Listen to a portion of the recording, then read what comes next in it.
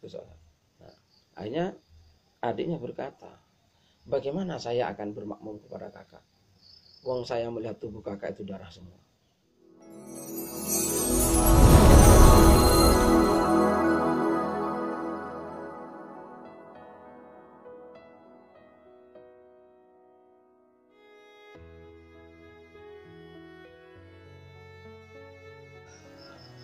Bismillahirrahmanirrahim. Qala al-musannifu rahimahullah ta'ala wa nafa'ana bihi wa bi ulumi fid dharain amin.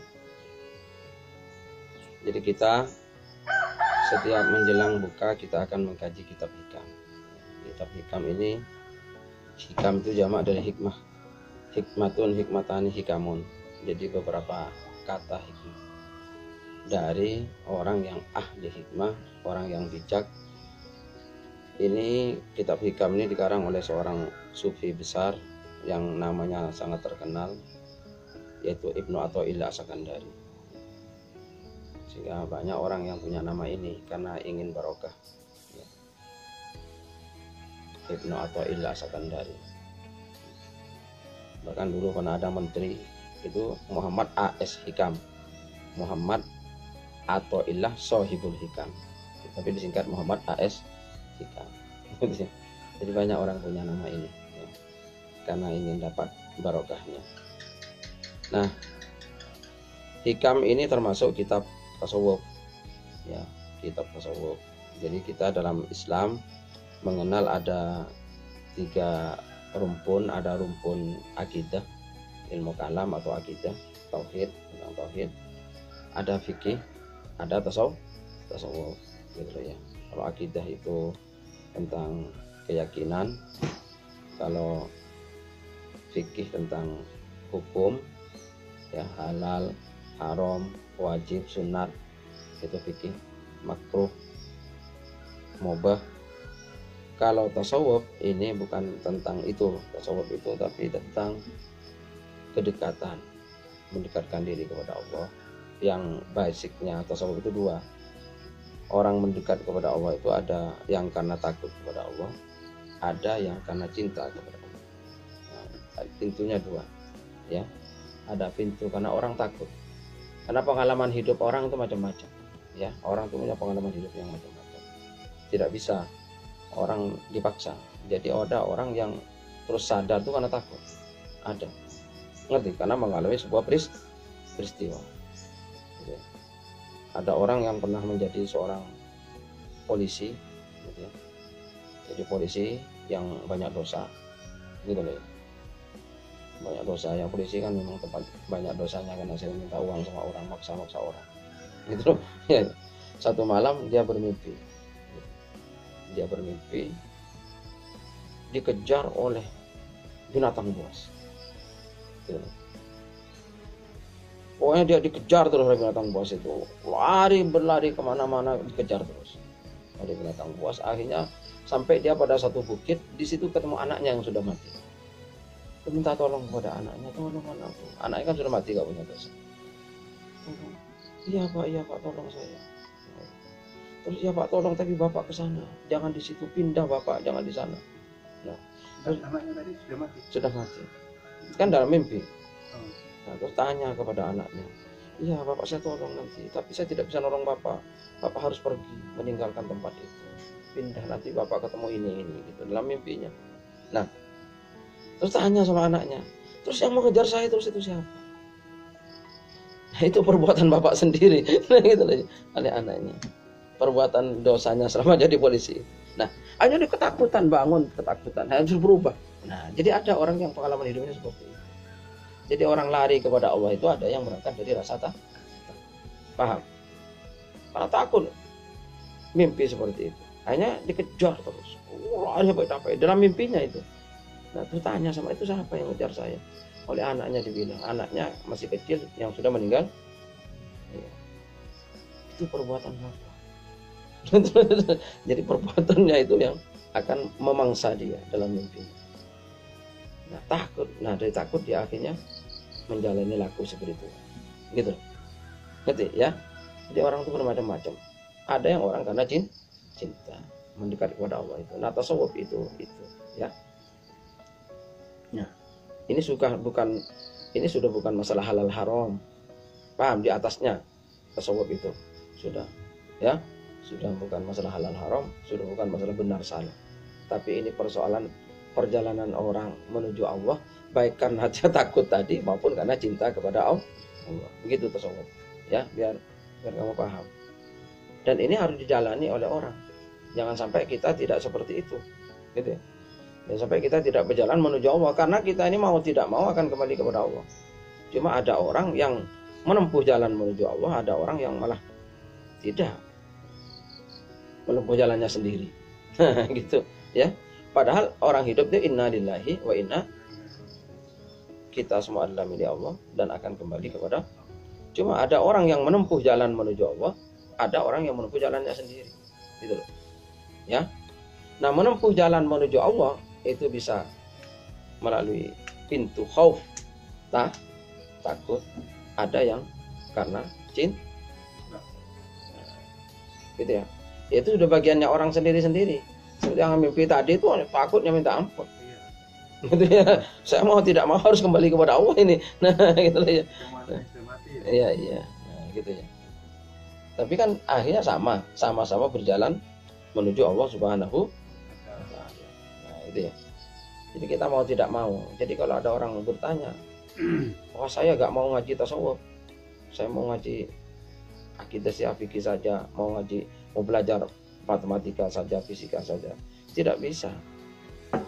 Jadi, kenapa? Karena orang mau tidak mau pasti kembali kepada Allah. Terus masa gak mau menempuh jalan itu? Nah, gitu ya. Maka mau bikin jalan sendiri. Nah, kan begitu jadinya. Nah, ya kan? Terus orang udah mau menempuh jalan sendiri, mau bikin jalan sendiri maunya. Nah, ya sudah ya, itulah jalan tersesat itu. Nah, itu ya. Jalannya orang tersesat adalah jalan yang bikinan sendiri. Tidak mau menempuh jalan menuju Allah. Angel tuturane ya. Angel tuturane. Nah, maka menurut Imam Ghazali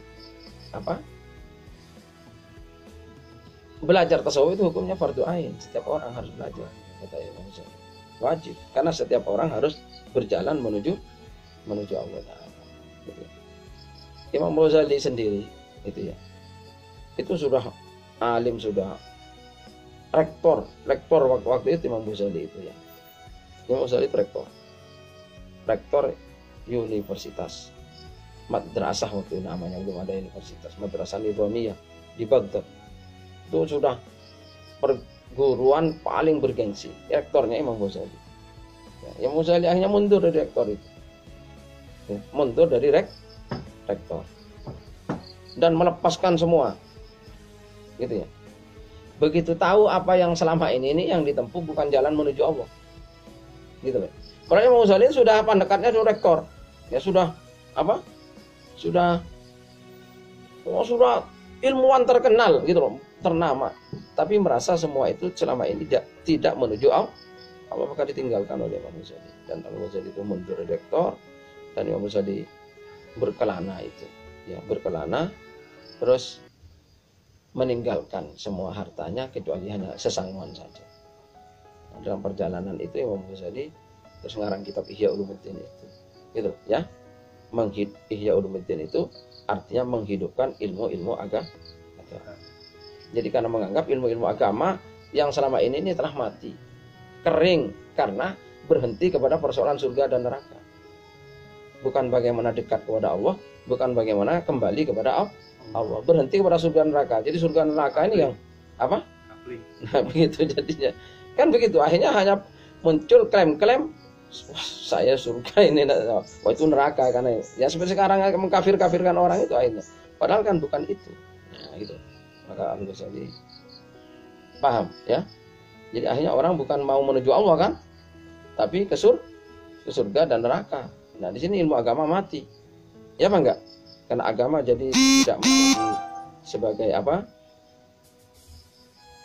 pemberian gizi, nutrisi kalau tanaman kan, untuk menuju Allah Ta'ala tadi, tapi justru hanya perebutan kapling surga. Nah, gitu. Akhirnya terus jadi agama menjadi bahan pertentangan, saling menyalahkan, saling mengkafirkan satu sama lain. Nah, disitulah dianggap ilmu agama telah mati oleh Al-Ghazali. Maka Al-Ghazali mengarang Ihya Ulumuddin, menghidupkan ilmu agama. Paham? Termasuk Imam Ghazali yang mengkritik fikih yang terlalu ke sana juga, gitu ya, terlalu kepada surga dan neraka. Tapi itu pertahapnya Imam Al-Ghazali, ya. Karena Imam Ghazali itu satu saat, ya, dia punya adik namanya Ahmad. Imam Ghazali itu namanya Muhammad. Imam Ghazali itu Muhammad bin Muhammad Al-Ghazali. Jadi Imam Ghazali itu namanya Muhammad semua. Muhammad, putranya Muhammad Al-Ghazali. Ayahnya Muhammad, mbahnya Muhammad.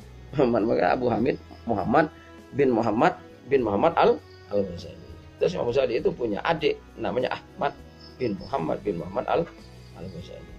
Nah, adiknya ini ilmunya tidak seperti ilmunya Imam Al-Ghazali, gitu ya. Ilmunya ilmu lain. Jadi kalau Imam Al-Ghazali sholat, adiknya nggak pernah mau makmum, sholat sendiri. Suatu saat dia tanya, kenapa kamu nggak pernah bermakmum kepada saya? Nah, itu. Kan sholat itu harus jemaah. Nah, gitu. Yang namanya adiknya sudah dipaksa makmum. Akhirnya bermakmum adiknya. Imam Ghazali ngimami kakaknya. Nah, terus di tengah sholat, adiknya tuh memisahkan diri, tidak melanjutkan, bisa, gitu, di tengah sholat, bisa. Assalamualaikum. Mangkal Imam Ghazali, kenapa adik saya ini memang nggak mau menurut saya ini, gitu. Nah, akhirnya ditanya, kenapa kamu kok terus misah di tengah waktu sholat? Nah, akhirnya adiknya berkata, bagaimana saya akan bermakmum kepada kakak? Wong saya melihat tubuh kakak itu darah semua. Kan batal sholatnya. Darah. Jadi adiknya tuh melihat Imam Ghazali itu penuh darah. Saya ya terpaksa pisahkan diri. Karena kalau saya teruskan kan batal wong sholatnya sampai antu batal. Enggak suci. Baru Ghazali kaget. Oh iya. Betul, tadi saya waktu sholat, saya itu teringat pembahasan. Jadi dia sedang membahas, ya. Jadi sedang ngarang kitab membahas darah haidnya perempuan istihadah. Jadi kan perempuan itu kan tiap bulan datang darah haid namanya, dan ada istihadah. Istihadah itu pembahasannya memang cukup rumit. Bagaimana kalau perempuan istihadah? Istihadah itu luar darah tidak pada masanya. Ini wajib sholat apa enggak? Itu dibahas dalam kitab fikih. Ya, Imam Ghazali sedang membahas itu terus sholat, sehingga waktu sholat terbawa pikirannya ingat kepada masalah darahnya perempuan istihadah. Dan itu kelihatan oleh adiknya. Akhirnya Imam Ghazali kaget. Kamu belajar pada siapa? Langsung Imam Ghazali kaget. Ternyata, nah di situ Imam Ghazali, ya, ternyata adiknya itu sudah ma'rifat. Paham? Sehingga tidak mau bermakmum kepada Imam Ghazali karena dia melihat Imam Ghazali. Jadi dia tahu. Tahu kepada hatinya imamnya. Jadi hampir sama dengan Syekh Nahodil yang tahu gurunya itu, yang nyunggi berkat. Itu ya. Nah, disitulah Imam Ghazali merasa ilmunya nggak ada apa-apanya dibandingkan adiknya. Gitu ya. Jadi dia sudah, Imam Ghazali itu ya sudah memperdalam filsafat, ahli filsafat, ahli kimia Imam Ghazali itu, ahli fikih, ahli Quran, ahli hadis, ahli tafsir Imam Ghazali itu. Karangannya segala macam. Imam Ghazali itu karangannya sekitar 400 lebih. Karangannya, baik. Tafsir punya karangan, hadis punya karangan, fikih punya karangan segala macam. Merasa habis ilmunya gara-gara oleh adiknya begitu. Gitu ya. Nah, terus dia bertanya, kamu berguru sama siapa? Saya di setelah Al-Ghazali beralih kepada tasawuf. Nah, akhirnya Al-Ghazali dalam salah satu karangannya itu ya, semua ilmu itu yang menuju Allah Ta'ala, baik kita fikih semua. Tapi saya filsafat juga ya bisa menuju Allah Ta'ala. Orang bisa sampai kepada Allah melalui filsafat. Cuma jalan yang paling dekat dan yang paling selamat menyampaikan orang kepada Allah adalah jalan tasawuf. Nah, itu Al-Ghazali. Karena hampir semua ilmu itu masih terjebak kepada dunia. Kata Al-Ghazali, tujuannya tasawuf lah yang itu. Paham ya? Itu ilmu tasawuf. Jadi kalau kamu ditanya, bagaimana hukumnya belajar ilmu tasawuf? Itu wajib. Karena kenapa? Kan Al-Ghazali menjawab fardu ain, ya. Kenapa? Karena semua orang pasti akan kembali kepada Allah. Tasawuf itu adalah membahas bagaimana perjalanan menuju Allah Subhanahu wa taala. Itu mungkin ditanya, apa bedanya tasawuf dengan thariqat? Nah, kalau thariqat itu ibarat bagaimana mempraktekkan tasawuf dalam sebuah tatanan tertentu. Tasawuf itu ilmunya, ya.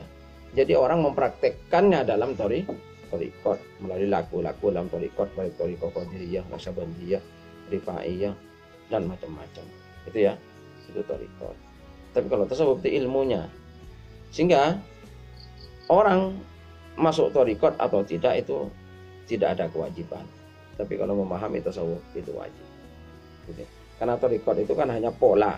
Thariqat itu rumusan dari seorang bagaimana menjalankan.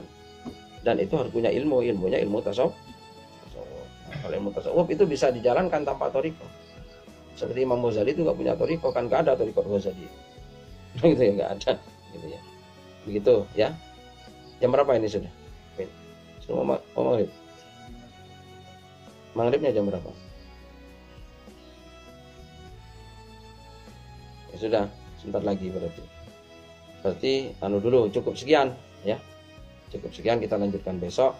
Besok kita akan mulai, ini belum dibaca kitab hikamnya. Ya. Ini baru prolog biar kita semua mengerti tasawuf. Besok masih akan prolog lagi karena kita akan apa sih kata tasawuf itu, dia kata apa. Besok kita lanjutkan. Mudah-mudahan manfaat. Mudah-mudahan ibadah puasa kita diterima oleh Allah Taala dan jadikan puasa sebagai jalan menuju Allah. Itu sudah tasawuf sudah. Wallahu subhanahu wa ta'ala alam. Al-Fatihah. Alhamdulillah minasyaitonir rajim. Ya kalam Shiratal ladzina an'amta 'alaihim ghairil maghdubi 'alaihim waladdallin. Bismillahirrahmanirrahim. Ya Rabbana tarafna bi annana tarafna wa annana asrafna ala la asrafna fatib alaina taubatan li kulli hawbah wastur lana al-awrati wa aminir rawati waghfir li walidina wal ali wal ikhwani wa sairil khillani wa kulli dhi mahabbah aw jiratin